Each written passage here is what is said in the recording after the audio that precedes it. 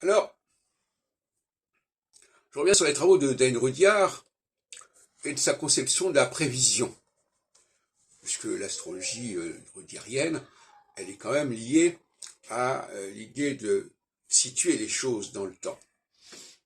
Et le grand problème de Rudhyar, qu'il n'a jamais résolu d'ailleurs, c'est qu'il avait pu observer, je suppose pas, je fais une supposition, il avait probablement pu observer qu'il y avait un cycle de 30 ans, de 15 ans. Parce que parfois, en recherche astrologique, on observe des choses, mais on ne sait pas, on observe des choses sur le terrain, dans la vie, mais on ne sait pas les relier à un phénomène astronomique. C'est ça le grand problème. Moi, j'ai rencontré ce problème aussi. On fait des constats, on voit qu'il y a des choses qui se passent à tel moment, mais on ne trouve pas la bonne explication. C'est le cas par exemple de Barbeau et de Gouchon, qui ont vu que c'était important qu'il y ait eu 2 guerres mondiales, et qui se sont demandé quels étaient les points communs entre ces 2 guerres mondiales, alors ils ont pris un peu n'importe quoi. Bon, je passe.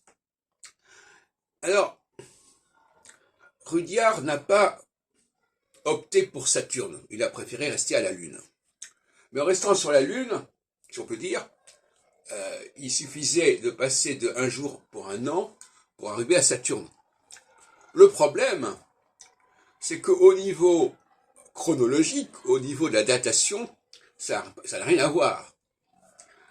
Étudier le mouvement de la Lune et les phases de la Lune, ça donne un certain calendrier, même si on le reporte de 1 jour sur 1 an, qui ne coïncidera pas avec le calendrier de Saturne.